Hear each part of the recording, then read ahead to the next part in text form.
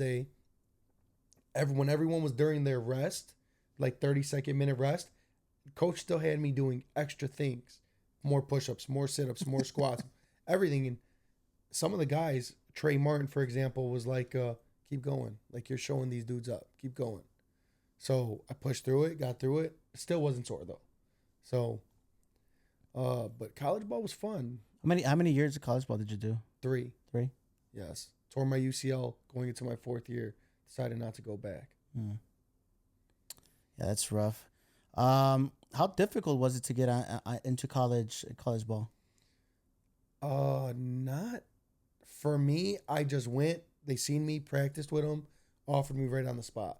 So you were more like a walk-on. They didn't recruit you during college? No, during high school? They recruited me during high school. Okay. But my high school varsity coach, no, he actually stepped down my senior year. It was Coach Rodiguero.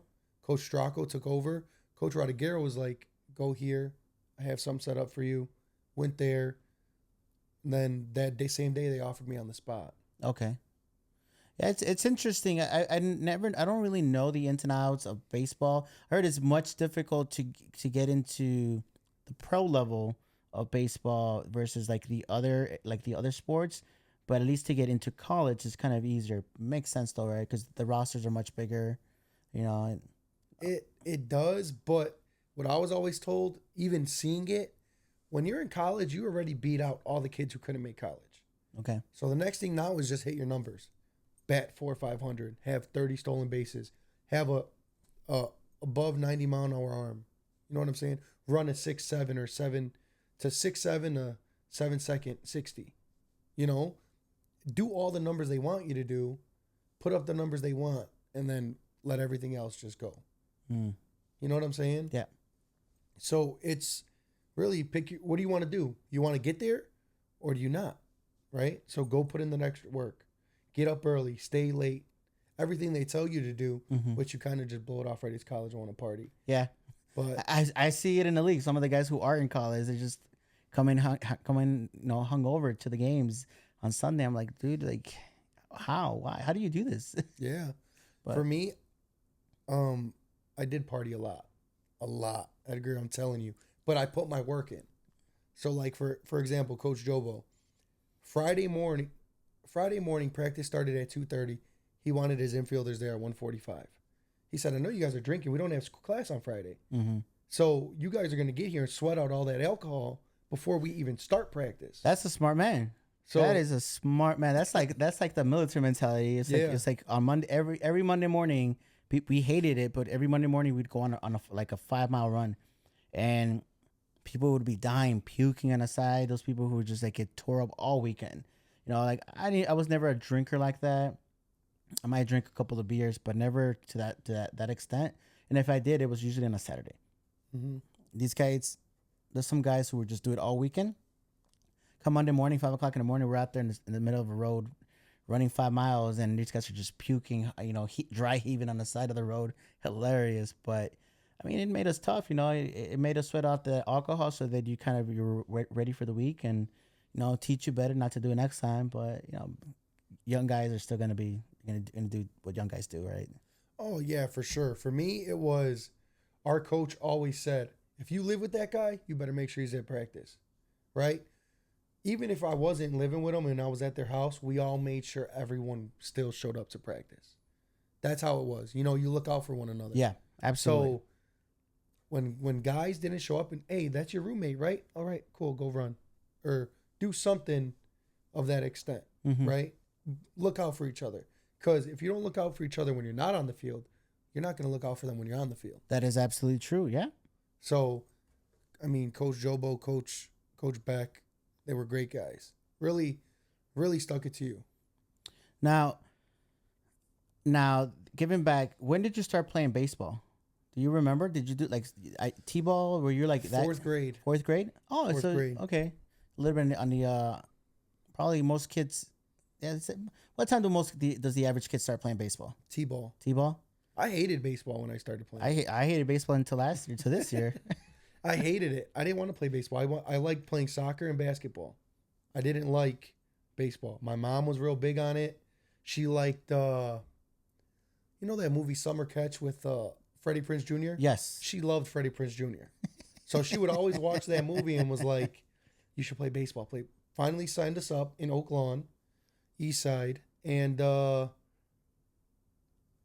just stuck with it. Played third base. I had an arm. I could run. I was fast. And then from there on, everyone was like, I want your son to play for me. I want your son to play for me. I used to get, at my grandma's house, they used to knock on the door. Could Eddie come play with us? Like, we need a guy for a tournament, or we need a guy for this. Go play baseball. Soccer. Mm-hmm. I wasn't raised Catholic. I was raised Christian. The Catholic Church would have their guys come and knock on the door to go play soccer. Basketball. Knock on the door to go play basketball. So I was like, baseball's kind of boring. Like, these other sports, I get to run up and down the field and just do what I want. Mm-hmm. These guys, I got to like sit there and wait for the ball to be hit to me. And it's different. It's different, you know, for myself. A little bit like I never really liked soccer. Like, soccer just wasn't my thing. But basketball, I think I started playing basketball when I was like, probably like 7. So that's probably making me like a second, third grader maybe. Third grader, yeah. And that's all I played up until even now as an adult. That's what I play. Why I shied away from baseball. I'm gonna be completely honest, and I think I might have said it in another episode. Is I was scared to get hit with the ball, like when you're at bat. Yeah. You know, and you can't fault somebody with being it, because I mean it's gonna hurt. I don't care what you say. You get even a 50-mile-an-hour pitch, 45 on a slow end, like it's gonna hurt. It does. So like there's no going away around that. But what got me over the hunch of wanting to that fear was honestly just watching you guys play. Yeah. Watching you guys play made me want to play in it, and forego it. Like, okay, if I get hit, it's not the end of the world, right? I saw a lot of you guys get hit, and yeah, it's on the back of my mind even now. I think last week who hit a bunch of players. It was during my morning game when we played the Nats. One of their pitchers like must have hit like 4 or 5 dudes, and he wasn't throwing awfully hard, but like it's still gonna hurt, And I was like, oh well, it's gonna happen eventually. If today might just be the day. Yeah. So I remember getting up on the plate, and I was like, ooh, do I want to get up close? I think he threw an inside pitch to me, and it was close. It was close. So I moved back, but it was close. I ain't gonna lie. But I thought that was the day. But I think after seeing so many of you guys get hit, I was like, whatever. You guys can get hit. I can get hit. It'll be okay. Yeah. Move on. But it definitely takes a lot of. I think it takes a little bit more skill to play baseball. Like it's more methodical. It's more mental. Yeah. Yeah, and versus. And I'm not trying to discredit anybody. I'm a basketball player, but I still think that's a little bit easier. Maybe it's because I've been doing it for so long. But to be able, I've looked at the science of baseball, of how long you have before you need to swing at the ball, just to hit it. Not to say you're gonna hit it down a line drive, just to hit it. You got like I think 0.3 of a second. That's like that. I feel like you have a long time. I've always felt like no. So they said that at least let's assume not everybody throws 90 miles an hour, but I think the science that I saw off a 90-mile-an-hour pitch, you have 1 second to 1 second hit the ball. From the moment that it leaves the pitcher's glove, the pitcher's hand, you have 1 second, and it takes your brain something like around like 1 or 0.2 of a second to process it, and it's gonna take you a tenth to send the signal from your brain to your hands to move your hands. And then you also got to detect the ball, which is going to take you another 1/10 of a second to see, is that a hittable ball? So that literally leaves you at least a 90-mile-an-hour pitch, about a 1/10 of a second to make the decision. Are you going to swing or not? It's about right. But obviously slower pitchers, yes, you have more. I think, what's the average speed you think in the league? I'd say let's across the board. 83. You think so? 83 across the board if you bunch up all the pitchers. If you go from slow to high, and your average is probably 83. Interesting. I think I think it's lower. I think the average is more close to the 60.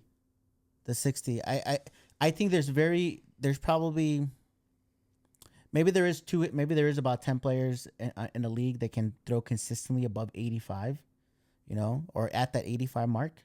But I think everybody underneath that may be able to throw 85 one pitch, and then the next ones are like in the 60s. And then you have your kind of your guys out there just throwing, your meatballs 50, 55. I would say everyone consistently sits 80. Well, but I don't think we have got many guys that throw 60 or 50. When you clock them, you're gonna be like, that's 70. If that's the case, I need to start clocking, because I've seen some of the guys and I'm like, that's an awfully slow pitch, Yeah. And that's just not, it's not a changeup. It's just literally like just watching their pitches. Like, those are hittable balls. A lot of those are hittable. And then there's the guy, like, I think, Michoacan guy was throwing 85 consistently. I'm like, that's probably the only other time I had seen somebody throw 85 was one of the guys on the Nats, one of the college players. I think. J. Cole. Yes. J. Cole. He said at what, 93, 94 in the stadium? And then I think Colin also shot threw pretty hard. And then Fredo on the Southsiders I've seen. I don't know what. I think Job was Job the fastest pitcher, hardest pitcher on the White Sox? Joba might be the hardest pitcher on the White Sox. And then I've seen Vega throw up there too. Gunner's a dog. Gunner throws hard. So I think every team has probably like one or two guys that can throw up there. Yeah. Roger throws hard. Well, Roger also has what, 6'5", 6'6", right? So the intimidation factor also sets in. Roger throws hard too. He probably sits about 84, 85. So Al says that he thinks more that the average is more like around 73. For him, maybe. No, but I think it would be a good theory to test, right? Next year, who's sitting, right? And where's everyone sitting, then do a league average at the end of the year. So, so you know how we got Game Changer, right? So there's another version of Game Changer that's called Sideline HD. Have you heard of it? No. So I talked to Alvaro about this. Travel Ball is always ahead of the curve when it comes to a lot of these things streaming, right? Mm-hmm. So on Game Changer, what do? You can stream the game to Game Changer, right? That's about it. And then you have to share the link from Game Changer onto whatever platform you want. Social media, yeah. So Sideline HD lets you stream directly from Sideline HD to like Facebook or YouTube, whatever. You just kind of put in kind of the same setup as I'm doing right now with the live stream here, but on there, and it works just the same. It keeps track. You put your lineup, pick your team, pick your lineup, and you run your game. That one actually gives you a whole scoreboard, just like MLB. Literally, you can see the batter, who's at batting, if somebody's on first base, and then you see the score, like literally the scoreboard and everything, give you the full names. You can change from angles from different cameras within the view. It's a pretty cool thing. I'm going to give it a try this weekend just to see how it works. I've never fully done it myself. I've seen people do it. But why am I saying this? Because that one allows you can get a certain clocker that you can put behind plate or somewhere so you can clock the pitches, and it actually gives you the speed on the camera. That's nice. So we should try that. That's something good to go with. Yeah, which is like, oh damn, like that guy's over there, consistently throwing 75. And you as the viewer, I mean, I sit at home sometimes and I watch you guys, play, and I would like to see like, oh damn, he's having a good game. He's throwing 85 or 90. That was 95. That's a pretty cool feature, and I think he keeps track of that in the stats. It's a pretty cool app. I'm gonna give it a try. Right, you got to try it out first. I wish I would have tried it out in the beginning of the fall ball, but it happens. I'm gonna try it out now, and then see how that works out. Maybe during the spring classic, try it out again. See what works out. Yeah, that'll work. And if it works out, I'm gonna throw it out to everyone and see if everybody wants to do it. I think it's even free. I don't even think you need a membership to actually run it versus a Game Changer. You actually have to have a membership, right? Yeah. So this one you don't. So free isn't always better, but who knows, right? Yeah. So I mean, it's worth a try. Shameless plug, but let's read some comments because we got 24 viewers right now. So that's probably a record high. So thank you everyone for tuning in. We have Ralph Pinto says, "What up?" My guy played against Rail for years. And then I think Jessica, she says that they see you, so she's watching you. She's keeping an eye on you, Eddie. Rich is in here. You got Fuentes says, "Can't wait to hit a nuke with the candy corn one. Just don't break it, brother. Just please don't break it. You already broke one bad. Please don't make it a two." He probably leads fall ball, right? With what, 6 bombs? 5 I don't even know. We were talking about that just yesterday. We're like, how many? Oh, we don't even know. He's got I think at least 5 for sure. 5. Might have more. He might have even more by the end of this weekend. Keep going. And then Rap says, "Get home with bats on here. They make some good bats. Honestly, I have seen some home with bats at on the field, But I'm here if they want to sponsor an episode. More than welcome. We can reach out to them too. But until then, reach out to Stallion Bats. Make some good bats, and then you guys are gonna see these on the field. And Fuentes might just hit a nuke with one of these. Yeah. So we'll see how that goes out. We should make a side bet, see what he does. Over under. Over under, what's the money line? Gabriel Estrada says, "Get my boy Matt Owen on the pod." Gabriel, isn't that Torta, the guy they call Torta on the Bandits? I didn't play the Bandits, so I don't know. I think that's the guy that I keep just seeing Torta on there. So what up, man? JC says San Jose was decent. Dodgers was 2. Who? Dodgers. So backstory: JC used to play for the Dodgers. The Dodgers were great, right? Jory Kohler went to college with him. 90, sat like 93 across the diamond. JC, Danny Cantanella, I believe. A lot of the Hitmen guys played on the Dodgers. Interesting. Dodgers were good. I like the Dodgers name. Yeah. So they were good. The uniforms are cool too. So they had the all white jerseys with LA. The Dodgers were a solid team. We got Hector says Puro San Jose. Hector was one of the guys who played for him. Then we had Brandon. I might butcher his last name. Fershi? Okay. He says that's my favorite baseball player. Blowing you a kiss, brother. That's my guy. Thank you. And then Rich says watching Mike get hit multiple times a game. Yeah, I mean that'll get you. Like I said, once I seen it, okay, to be told I think most of his hits were on the side though, right? Not all of them were on his elbow. So he got hit elbow, head. Took the one off the head. Took the one off the head. Yeah, he's that was savage. Elbow a lot. Arm area, that whole arm. Head. The head one had to be the worst. Yeah, that one was bad. See, I'm moving out the. I mean, I say I'm moving out the way. Whether I'm fast enough, it's a different story. But he got hit. I want to say about 15 times. Jesus, how many games do we have in the league? He probably got hit about once or twice a game. Damn, Mike. Yeah, he got hit pretty well. Larry First says, "Glad you stuck with baseball. I enjoyed watching you play. Your skills and knowledge of the game is next level." Thank you. Freddie Ayala says, "What advice do you give younger players?" Oof. So Freddie Ayala is one of my cousins. His son is really good. Really good. So I'm always getting videos and whatnot about advice to give back, right? Younger players, I know it's overlooked a lot. Pray a lot. Because there's some times where you don't want to play the game anymore. You have a bad game. Mm-hmm. You go 0-for on the day. You have 3 errors. You get taken out of a game. You want to give up, right? I don't want to give up no more.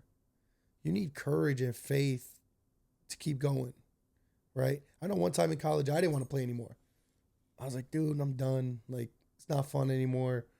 Stick it out. One thing my mom always said is never quit. If you do it until it's over. Quit when you're done. So no one could ever say you're a quitter. Facts. So I always stuck with it.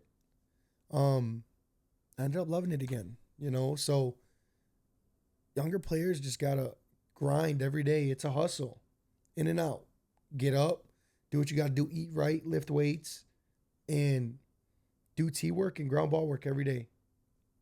Yeah, it's. I think it's that that mental, the mentality aspect of it is very underrated. People think that you can be just naturally athletic and that's it. No, you need to have that mental aspect of it to in anything in life, let alone in this game. Because like you said, you start hitting that slump where you just can't hit and you start to give up. It's easy to give up. I'm the first one to say I'll raise my hand. I've given up before, and I've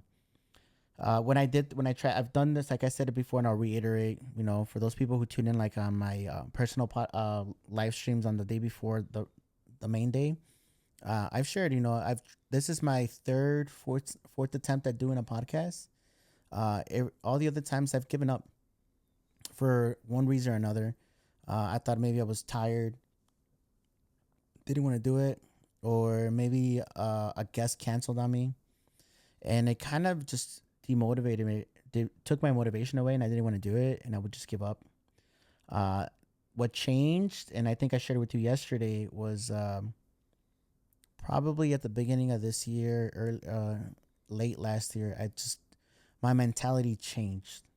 What made it change? Honestly, nothing specific. It was just kind of, I just flipped the switch and say, if I want to succeed, if I want to see this through, I have to just see it through to the end, and I can't let anything stop me from it. Doesn't matter. I've said it. You know, I could be tired. I'm running around. I get here, but I'm still gonna do this. If a guest cancels on me, it's still gonna happen. Because at the end of the day, there's one consistent. There's only one person I can control, and that's me. Yeah. Right. So I changed my mind, and I've seen my own, even on the photography side, I've seen my work drastically improve from even last year. If I thought last year I was good, I can self-critique and say, wow, what was I doing last year? Like, that work is now subpar to what I'm doing this year. And I hope to continue to grow, but it all started up here. The day that I just said, I'm going to believe in myself and nobody else. That's it. Mental toughness. Facts. Keep going, right? Don't ever quit. The moment you decide to quit is the moment they win. Yes. You've seen me play games. No one gets in my head. Mm-hmm. No, I get hit with a ball. That don't hurt. I make an error. It's all right to get the next one. Like, I never quit, right? You rarely see me. I mean, there has been times I yelled at people, right? Mm-hmm. But when my own players, hey, bro, get the next one. Come on, you're good. Like, Mm-hmm. don't let that get to you. I know the end of this year I struggled, right? With hitting. Probably hit 187. Richie, for one, is like one of them. Richie's my guy, right? Richie's my guy. Day in, day out. We talk maybe 15 times a day on the phone, text message, whatever. But during the end, he's like, what's up with you? Like, what's going on? Like, I don't know. I see the ball. Mm-hmm. Just can't put it in play. Like, I don't know. Mm-hmm. Right? I think a big reason why the Nats lost against the White Sox, because I was over exerting, right? Trying to drive the ball deep rather than hit a line drive, put the ball in play. Yeah. Right? Arizona, I was putting the ball in play, just hitting it right at everyone. There was nothing I could do. That one game, when I hit the line drive over the second baseman, Mm-hmm. I thought it got down and he just jumped up and snagged. I'm like, all right, it is what it is. The tournament, hit the ball right at guys. Got the ribby, got the job done, but it's like, dude, what am I doing? Mm-hmm. Right? Like, just keep going. Don't let anything get in your head like you suck, you're bad. Because I know I don't, right? It's just you have a bad few games. That's all it is, right? Keep that mental toughness, keep going forward, keep striving for greatness. So that being said, let's talk about Arizona. So I had the pleasure to come down with you guys for a second year, go down there, and so this year was different. It was different in the sense that I thought if last year the team that that was taken down there was a great team, on paper I thought the team that was going down there this year was even better. Mm-hmm. Like my expectations, as a fan, as a player, as you know, the photographer, the team photographer, I had a lot of high hope for the team itself. And it came down. It ended up being we won one game out of 5. 2 out of 5. 2 out of 5. 2 out of I think 5. it was 2 out of 5. Yes. And those 2 games we won, we didn't. They weren't deciding games. We grinded to get the win. Yes. And then the losses that we took were blowouts. Ass whoopings. Talk to me about that.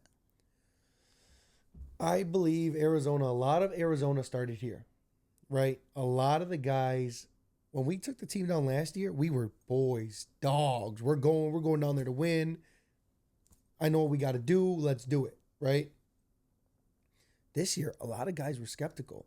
I can't tell you how many hours I sat on the phone with people begging them to go. Just go. Just go. Just go. Richie, there was a point Richie wasn't even going to go.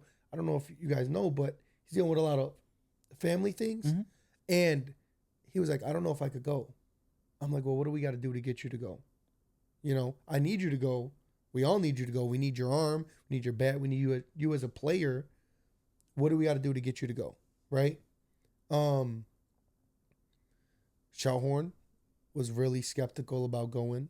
Sat hours on the phone with him.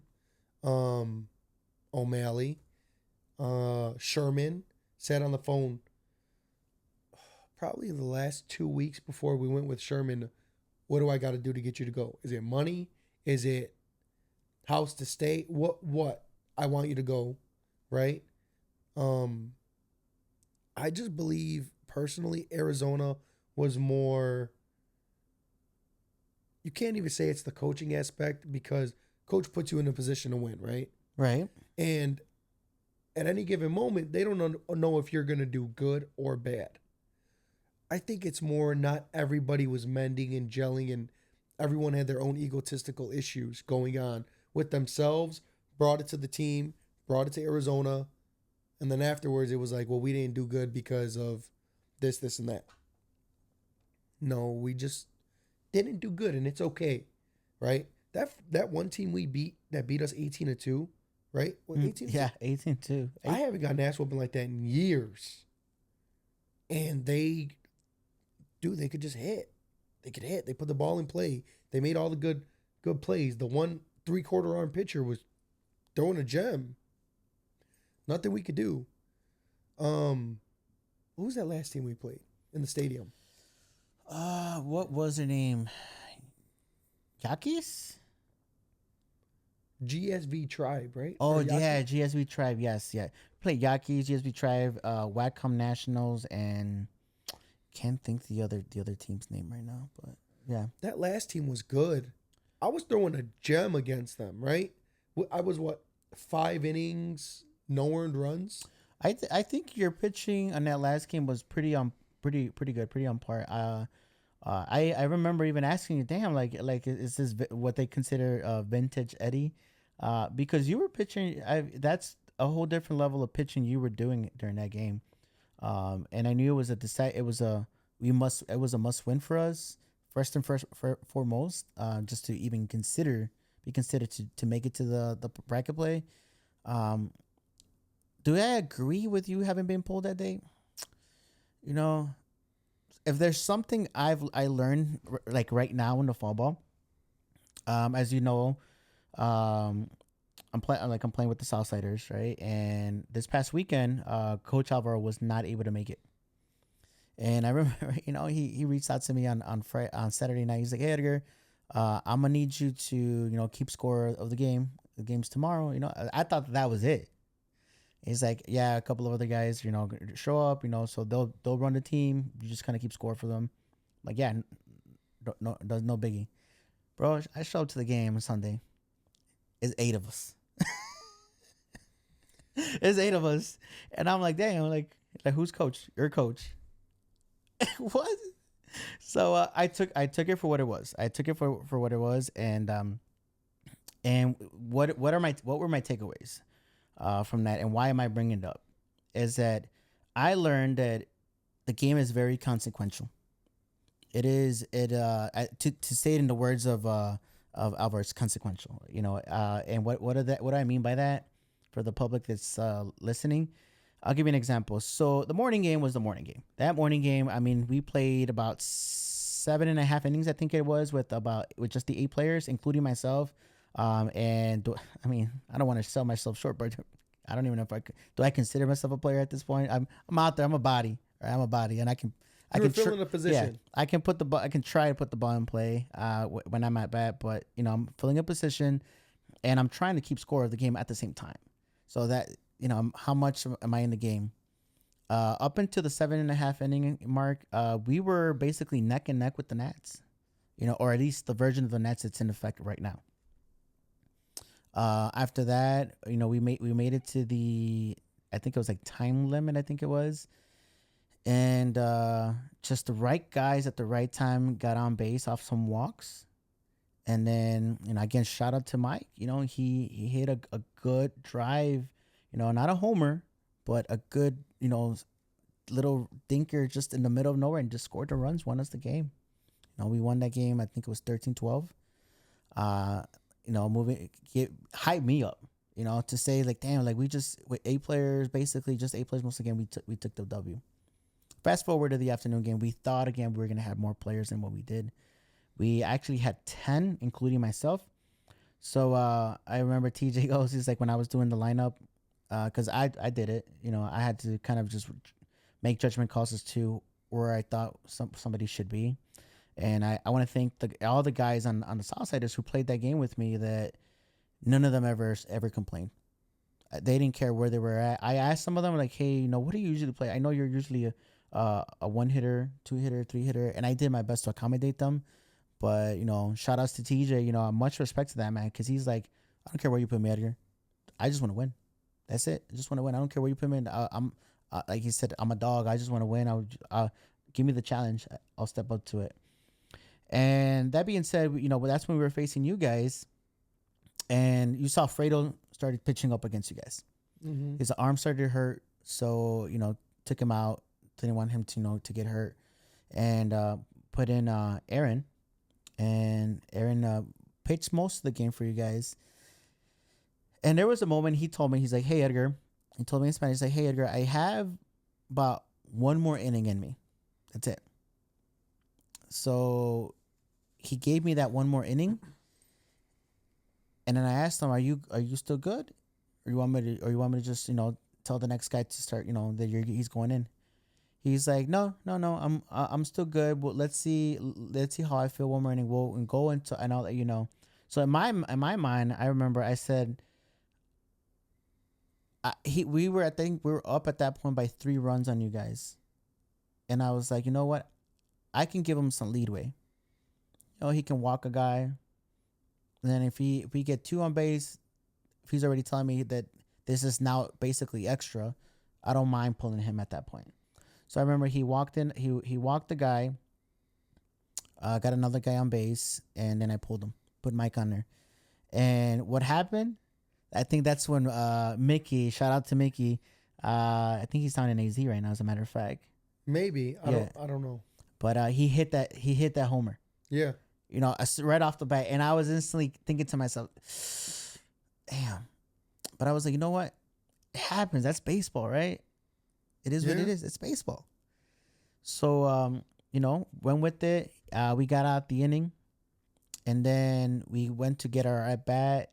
And we scored some runs. 5. Yeah. Then next you were down? Yeah. No, 6. Yeah, we were definitely down at 3 and then went up 3. Yeah. And then we wrapped it. You guys we ended that inning and we went to the top of the 9th, right? And I remember that Fredo tells me, it's like, I think you maybe you should pull Mike. They were hitting Mike. They like to hit Mike. Mike throws hard and fast, and maybe you should pull him. He's like, and because like they were struggling against Aron, and like it's just 3 outs, right? And I was like, and I thought about it, and I remember I was watching Mike warm up to get the inning going, and I was like in my head, like, he's not wrong. You guys were struggling with Aron, just because he got a couple of guys in there. I mean, that's no biggie. ultimately put Mike, and you guys hit 2 homers on him. Gil, I played with Gil for years. He could hit 2 homers. So it's like, is he part right? Yeah. But you know what? I said, you know what? Nah, I'm gonna stick with it. We've got to the point where we were at with what we had, and I'm gonna stick to it. I'm gonna stick to my guns and say I believe in Mike that he will shut the game out right now. Because up until then, he had won us games. He won us a game. He had won us the earlier game. He won us I think another game. Like I said, he had a grand slam in the 4th inning. Yeah. So why would I doubt him? It is what it is. He's either gonna win us the game or he's lose this game. And if we lose the game, it is what it is. We tried, right? And he got us the 3 outs. And let's bringing it all back. Had I made the choice to take him out and put out on this, what happens? I don't know. Nobody knows, right? That last inning, top of the 8th, I thought we had it, right? We knew Mike threw earlier, right? He threw the first game. No, Mike didn't throw the first game. The first game was thrown by Tormy and Kevin. I thought Mike came in to close. No, Tormy closed it. It was Kevin threw because we didn't give up the first game, but we played the game with not with no chip on the shoulder. We just went out there to play. It's like let's play the game. We win it. If we lose it, no biggie. We got the next game. We got the bracket play. Let's just play. And Kevin's a trooper. Again, all the guys that I'm shouting out because I'm thankful for them. Because they got those 2 dubs, and got to give them props for props are due. Kevin threw himself, I think 7 innings, maybe 8. And he's like, don't waste an arm, as in not to down himself, because he's a great pitcher. He's like, save the other guys for the other game. I'll throw as many innings as I can. And it is what it is. And then Tormy closed it out, and we won the game, right? Off a nice walk-off, but we won it. And believe in those guys. But no, I think Mike pitched the week before that. When the first time we played. Yes. The first time we played each other. So no, but Mike. So going into that at bat, right? We had a guy on second, 2 outs, down by 2. Mike threw me 3 curveballs in a row, and I'm like, dude, just give me a fastball. I'm sitting fastball, right? I'm sitting fastball. I said, you throw me a fastball, I'm shitting on it. I'm like, you're not getting this ball, right? Everyone knows you put me in that position, I succeed majority of the time.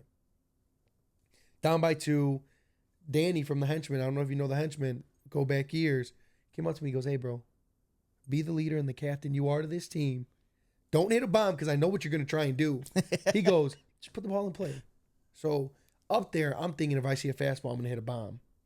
Another part of me is like, just hit a ball up the middle, right? Score the run. I think we had Dane on second base.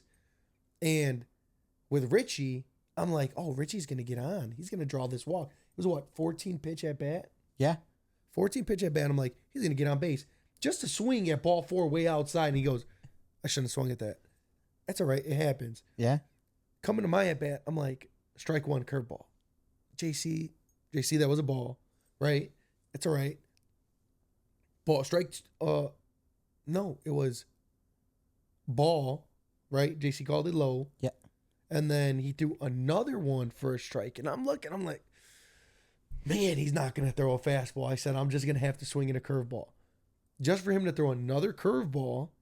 And what I do, put it 340 right center by the pole in your center field. And I thought it was over his head. I'm like, oh yeah, stand up double, trading spots with him. Let's go.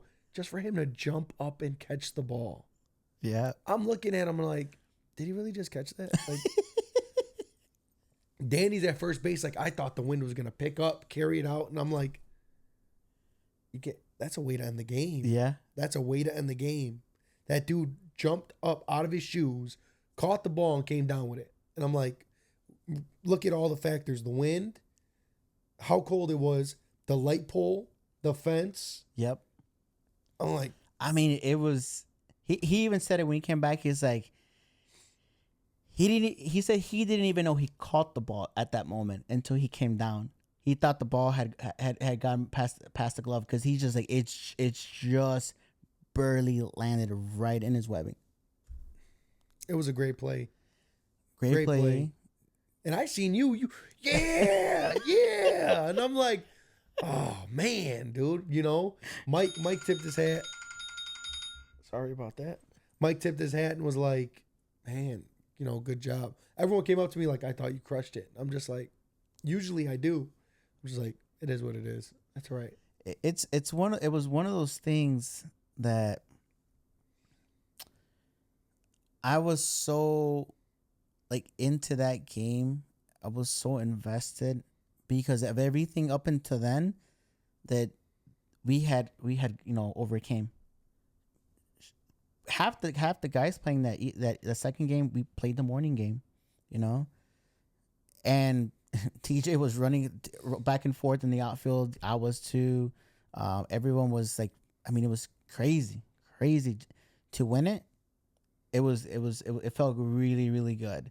I wasn't in it to kind of say I want to beat my friends because you guys say 60% of the guys that were on the D-backs are my friends. Yeah, you know, that just happened to be it was you guys, but what made it to me a very memorable win, after everything of that was the fact that it was you guys though, and that you guys at the end of the day lined up. And we were all getting hugs. Congratulations, you know, for that win. That there was no bad blood at all. At all. It was just baseball. Yeah. It was just like, hey, you know, as, you know, Rich said right here, he goes, like Mike, he's like, he is a clutch hitter. You don't want to be facing him batting when the game is on the line. And that's exactly what it was, you know? And, you know, when we lined up and we went literally down the line, you know, shaking hands, hugs, you know, I still went out, you know, and had dinner with Rich and one of the coaches, you know, like that to me, that was baseball. I can't say that every team was like that. We faced another team, not going to name who they were, but they didn't want to line up. And that was fall ball. That honestly bothered me so much to know that they didn't want to line up, because I was like, why? Makes you wonder, right? Now I don't know who that was. I don't know. That got nothing to do with me. But I've always said, even in our rules, sportsmanship goes a long way. Absolutely. You don't know when you're going to see somebody else again. You don't know, because there's been many, one of my coaches, Danny from the Henchman and John Chico, right? Played against them for years, and I was their kryptonite. I'm not going to lie, I put a couple balls out on. So the Chicos, you haven't met them yet. There's like 5 of them, all brothers, all pitchers. I walked it off on every single one of them, or hit go-ahead runs on every single one of them. So they know, like, you know what I'm saying? After the game, great to play with you, you know? Mother F this, man, damn, I did this, or I shouldn't have done that. It is what it is, right? Me and John, for the first time ever, played again Sunday on the same team, and no bad blood. Like you said, we're just balling out. Mm-hmm. It was like John's the first pitcher, the lefty that threw against you guys. Yeah, it was good too. Yeah. And no bad blood. Nothing. Like, we just went out, had fun, a group of guys being dudes. Yep. Right? Just having fun. And again, that's the one thing when that, you know, I think that was the first time I experienced it as a player, and it was unexpected. There's some teams you kind of know that's what they do. That's their memo, right? That's fine, you know. Like every league, every sport needs a villain, right?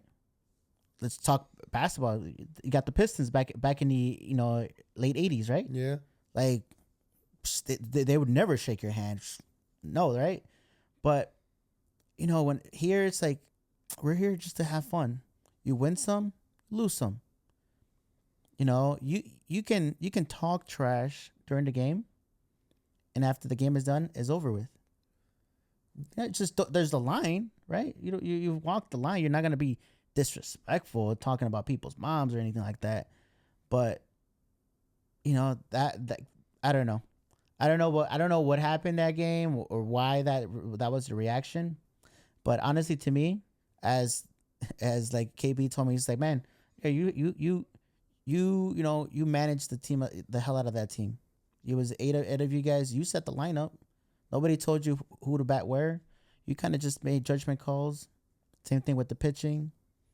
And it is what it is. I also, it made me give me an appreciation for people who do this full time, who are the coach of a team, that it's a lot of mental work to and knowing your guys. Yeah. KYP, know your personnel. And that's why that second game, even the first game, Richie was like, I kind of, backstory with the Diamondbacks, me and Richie brought it in, right? It was Richie's idea 2 years ago. Okay. He wanted to bring it in, and I'm just like, I don't want to. I've done this before. I don't want to. And Richie, Edgar, you know Richie's persistent. Like, I want to do it. Let's do it. So, and I was just like, Richie, last year I begged him, just give me one more year and let's just play ball. Let's get a ring with the Nats. Give me one more year. Let's go. Come forward, come fall ball. Hitmen guys weren't happy. There was like 5 or 6 teams guys weren't happy, right? So I'm like, they're like, we don't want the arguing. We don't want the yelling. We all played some sort of baseball. Let's just have fun. Bring the fun back into the game. Cool. Fine. So going into it, I told Richie, like, I don't want to be a player. I don't want to be a coach. I just want to be a player. I've done the coaching. It's hectic when you got guys drilling you, right? Right. So with doing it, he made the lineups. He made everything, right? So I showed up 5 minutes before game time. That's my thing. I'm a show and go. I like to just come and go. And he did a great job. But the whole culture behind it is we don't want the arguing, the yelling. You should be able to bring your family, have a joyful Sunday watching you play baseball, right? Go home. When you, like you said, the moment you step in between the lines, it's baseball. Once you get out of that uniform and take your hat off, put your glove down, take your cleats off, you shouldn't have to worry about baseball anymore. No. There were so many times where I went home and I didn't want to talk to nobody. When we lost against the White Sox, I didn't want to talk to nobody. I didn't talk to nobody till the next day. I don't want to talk. I didn't want to put my phone on Do Not Disturb. Just leave me alone. It's over with. The season's done. When we went to Arizona, when we left our field, I told the guys, hey, we're here. Let's have fun. We're here. Let's enjoy the vacation part of it now. Let's not worry about baseball. Mm-hmm. So like me, Jess, Bobby, Mike, O'Malley, and Richie went out to Fogo de Chao. The whole time we didn't talk about baseball. And O'Malley brought it up. Like, we've been here for an hour. We didn't talk about baseball. I said, for what? It's over with. Enjoy this. Let's go out and have a good night. Mm-hmm. Let's all have fun, right? And let's hang out before we go back home tomorrow. Baseball, plus we're not getting paid, right? We're not getting paid. We don't have endorsements. We're not like NIL deals and Angel Reese getting all the money, right? Hey, we can work. We might be in the works of, we're walking into something here soon. We might just like get sponsored, but we'll see. Yeah. So when we left the field, that's where we left it at, and that's what we need to bring back. I think every team needs to adapt that culture, right? Fist bump. Hey, good game. Now let's go have a good time. Let's sit down and eat like you did, right? Mm-hmm. You guys just beat our ass. You could have said, no, you're not. I don't want to sit down. No. You were like, let's go get some food. Let's chill. Let's chop it up as boys, because now we're not playing against each other. Now we're not playing against. Now we're just boys. friends. Yeah, we're boys, right? So that's what we need to adapt as our culture as Blue Island, right? All the teams. And if you don't fit that culture, go somewhere else. If you want to be like the teams in Washington Park that want to fight each other, by all means, you know what I'm saying? Go ahead. Maybe that's more fit for you. Mm-hmm. But the arguing and let's just ball out. So the D-bags is full. It's a full go, right? Yeah. we're gonna go full force, right? Okay, so we full already had between us, well, between everybody now, we already had five people want to sponsor. Okay. So that being said, so it's out there. I mean, for those who didn't know, didn't see you guys in the Fall Bowl, D-backs is a team. Yes. What do you plan to do different in this team to separate you from the old team you were at? Because up until now, if you add for the guys that do know of the D-backs, they see you guys as the Nats. Even though you guys have the name of D-backs, they just still see you guys as the Nats. Yeah. And then the actual Nats, who knows what's gonna happen there, you know? But what do you plan on? What type of culture? What is gonna be different in your team versus the old team that you left? For one thing, we like Alex from the Orioles. He always has a taquero outside, right? How many times he's invited you to come, hey, come get some tacos, right? Mm-hmm. We believe we need to do that. When you're more of a family, you don't got people sneak dissing behind your back. You don't got text messages and screenshots, and that's little kid stuff. It's high school drama. We're grown men. Call me. You got my number, and if you don't got it, message me. I'll give it to you. Yep. Right? I'm not ducking nobody. We're grown men, dude. Call me. And that's one thing we're going to change the whole. We want to be more of a family, more of a let's help each other out. You know what I'm saying? Yeah. You need something, call me. That's what we're trying to do, right? Change the culture. Let's go get food after the game. Let's have a taquero. Let's have a bounce house for the kids at Hart Park, right? Let's, for example, let's get a couple drinks. Let's have a team fundraiser, a league fundraiser, a league holiday party. How many times have we done that, right? Yeah, I've thought in my mind to do something, and I'm working on something. Pretty soon we'll see if it goes through. But right? Like we have what? 20 teams, 30 guys on each team, 600 guys. Why does Hart Park look the way Hart Park could look 100 times better? Yep. Right? Well, that's every team. You got 30 guys, donate $20. That's $600 a team. Why don't we have full camera and speakers all the way around? You know what I'm saying? Yep. A better scoreboard. Let's put back to the community, because we're not only using it. Mine and Bobby Murillo, shout Bobby. Bobby, man, he helps a lot with the kids, you know. Why don't we give back to those kids that are coming up, that are going to be us in 10 years? Yep. It's all about giving back to the kids, because the kids is what thrive off of this. How many kids do you see out there? We had players at our game, right? Yes. How many kids were out there that you just took photos for a couple weeks ago, you know? Like a lot. Yeah, like they love the game. And that's why Hart Park is so sentimental to Blue Island men's baseball. I didn't know that. I didn't know how this is how adamant everyone is about Hart Park. Like they want to play there. Like it's not of like if.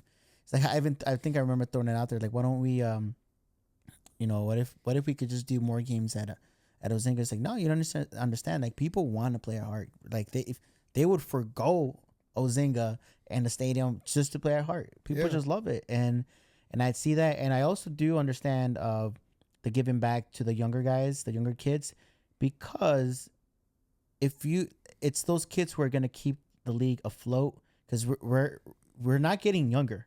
No, and eventually it's our time to put the bat down, right? To put the bat, put the glove, put the ball down, and that's it. And if we don't have the next generation to step up and continue the league, then the league dies, right?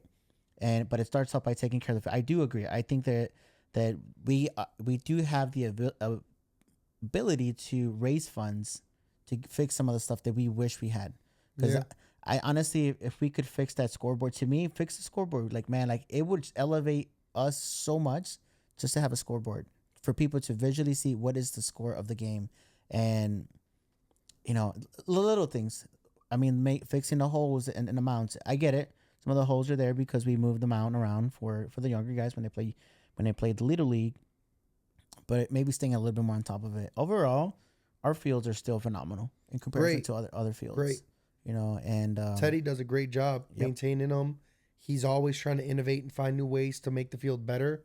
And I don't know if a lot of people know, the park district does all that maintenance.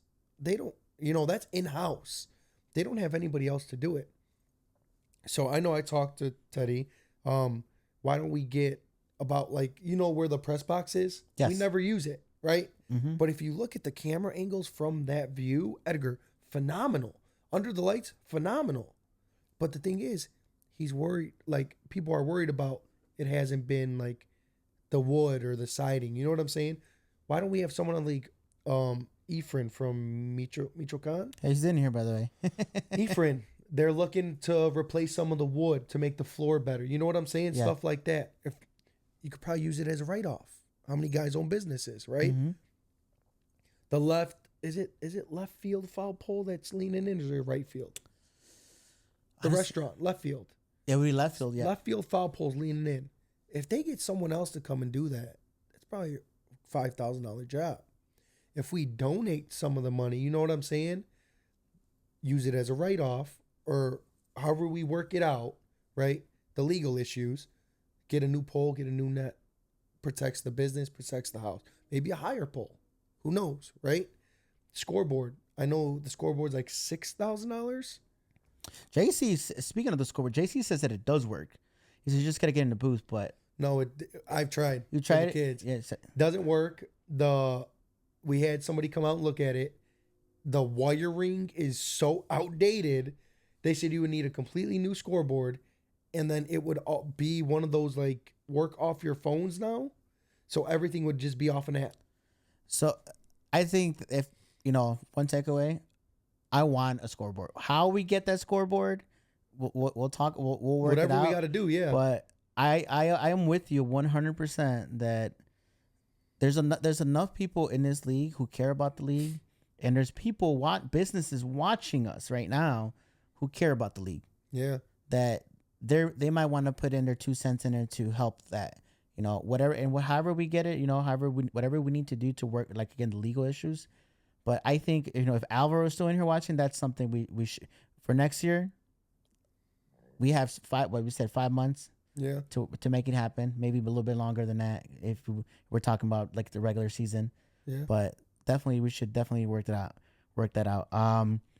So I know we're past the time, and I know you got to head out, but I do want to talk about one more thing, and that is you and Bobby coach a little league team, right? Yes. It's 15U. 15U. So the last time I went over there, you guys were undefeated. Are you guys still undefeated right now? We had a scrimmage game Friday. They had a couple older kids. We didn't care. We just wanted to play, right? So we did lose that, but it wasn't towards the season. It's not an official for the football. Yeah. But no, we're 12-0. We play tomorrow night at 8 p.m. in Crestwood at Playfield Park. Yes. Playfield Park. In the semifinals. If we win that, we play next week, I believe, in the championship. So our kids are all Blue Island kids, right? 8 of them are actually going to be the freshmen on Eisenhower JV. Okay. And you've seen them. They're good. Yes. Me and Bobby work with them. We had a lot of them for 7 years already. So we try to, as much as we can, we work our schedules. I know he runs 3 businesses, Shout New Styles. I run a lot of things and have a lot of jobs and are constantly working. So he does days hey, I can't do practice to say, could you? I got it. I can't do it. Could you? I got it. Hey, I'm taking the kids to D-Bat for an hour. Mm-hmm. Bobby picks a lot of the kids up. I pick a lot of the kids up. I saw that you guys really make everything happen for those kids. And that's why I give you guys a lot of praise, on not just in front of the camera, outside the camera. People need to understand, I'm not that individual. I'm not fake. It's not just the person I'm portraying on camera for you guys. I'm really, that's who I am. Yeah. And I give you guys a lot of praise and a lot of shout outs because you guys are giving back to the community by getting these kids. I've seen it, Bobby said it. He's like, if you need a ride, just tell me. Yeah. I don't mind picking you guys up. Do you need a ride home? You guys got to drop off some of these kids just so that they get home safe and that they make it to the games and they're active. And to me, anything that involves with kids and giving back to them, I support. So that being said, for anyone who's watching, if you can, come out. What time is the game tomorrow? 8 p.m. 8 p.m. 8 p.m. Playfield Park. It's on. If you go down 127th, it's by Crestwood off of 127th and Calsag Road. Calsag Road. Yeah, Calsag Road. You can figure it out. Playfield Park. Go check them out. Go go show up. Go support them. Believe it or not, if to us in the men's league side of it, it means the world to have fans on the stands. Trust me, for them youngins, it also means the world for them to get to see people that's just not their parents. Yeah. When you start seeing other people, you get that motivation to be like, oh man, I got people here, that want to see me win. So if you can, come out there tomorrow, 8:00. How many innings is usually? 7 innings. 7 2-hour time limit, but it's like it's bigger than baseball for me and Bobby. A lot of our kids are single moms, single parents, right? So mom's at work, I need a ride. I can't make it to practice, I need a ride, right? I know, and I didn't know this happened until later, but shout Bobby on this. One of our kids was going through a little issue with a girlfriend. Mm-hmm. He'd tell his parents, he called Bobby. Coach, could you come talk to me? Bobby sat outside his house with him, talked to him. I think they went to get some food or something. And just, like what's going on. Talk to me. A girl, there's always going to be girls there. Focus on school. Focus on X, Y, and Z, So like, I didn't find out till later. And I was like, damn, Bobby, you should have called me. I would have went with you, I have got kids coming to my house, knock on my door. Hey, coach, could I use your socket set or a wrench? My bike wheel, not this. Yeah, sure, come on. Or coach, it's cold outside. Could you give me a ride home from school? I don't have a ride. I can't. My mom's not answering, whatever. Yeah, come on, I'll go pick you up.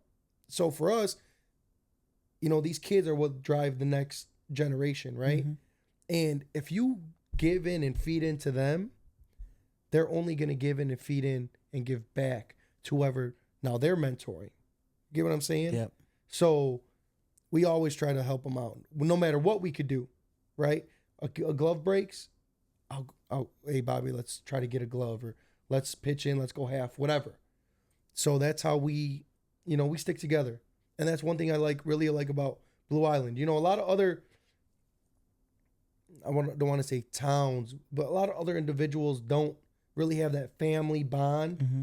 And that's one thing about Blue Island. It's everyone here is like, I mess with you, I mess with you. I don't say that to your face and go behind your back. Yep. Some people do that, but here, Blue Island is a town of, what do you need? They're always lending a helping hand, or if you need help. I really love it about that, So it's, like I said, it's bigger for us than just baseball. Like, this is bigger than just views for you, right? Yep. This actually, you get to express yourself. It's a platform. Yeah. I said it before, and I'll say it again. This platform is a platform that's open to anyone. Anyone who wants to come on the podcast, you're welcome to come. Just message me. It can take time. I can't promise you that you'll be on the next episode, but as long as you're patient, you'll be on here. You can get your time to talk about where you started. Get back. Again, I tell people it's not always about baseball.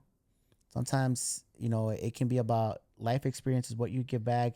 Things that we go through, right? Like right now, you shared this about one of your players, and what, how you guys tackled it, right? It's important. It's important to be a good person, to have morals, to have a good character, because you never know who's watching and looking up to you. You never know. I know, and we had that before. We had a player to come up to us, and he pulled us. One of the best pitchers. Everyone says, dude, he's good. But he pulled me and Bobby's like, I don't want to pitch anymore. What happened? He's like, when I do bad, my dad doesn't, my parents won't come to the game, right? Mm-hmm. For me, that hit home. I know how that felt, right? Like, I always wanted to do better. Maybe I could get my dad to come watch a game, right? maybe I could get my mom to come watch a game, you know? But it was always playing better, trying to be the best. So when he said that, it kind of put a tear in my eye. Like, you know what? I don't care what anyone says. I'm here to watch you. You're good, you know? And it's all about building these kids up. Because now, the generation now, a lot of them are lost. You know, they don't have that right guidance, you know? So if we want to get back to where we were when we were growing up, right?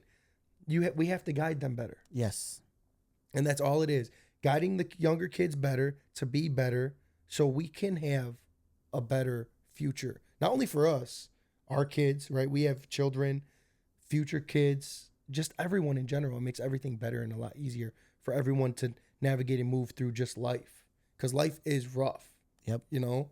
So we all go through it at some time. Absolutely. Well, at the end of the show, about to wrap up, I always like to open it up to anything else you want to share with the peep? Man, if any of you guys want to get on here, just come on here. Setup's great. You feel like you're on a TV show. I got the lights. I'm like, man, I look good. Do I look good? Hey, everyone, I look good. And Edgar, man, you're just a great guy, man. I remember when you came last year to Arizona, we didn't really know a lot about you. We bonded, right? We had a couple drinks. You came over. You're like, hey, guys, can I come on over, right? Can I get a ride back to the house? Yeah, let's go, right? No, we look out for each other. Yep. But it's just everything you do for the kids, the league, and I think even now you got the Park District wanting to book with you. Yeah. I mean, it all works out for everyone. It all comes full circle, right? Like, Look at it. 2 years ago, you just only knew the league. Now you know almost a lot of the big, important people in Blue Island. So, like, man, thank you for everything you do, man. Your guys, his sports images, his the posters, posters, flyers. Those are fire, dude. What you were doing in the playoffs, dude. Getting guys and putting them in there. It was like ESPN, right? Now, if you just get some images like a diving play, Edgar, bro, big things for next year. I'm telling you, tune in. Share this with everyone. Let them know, you know? Absolutely. All right, so want to thank you again for coming on. I want to give one more last shout out to our sponsors for today, Stallion Bats. Again, a local bat company.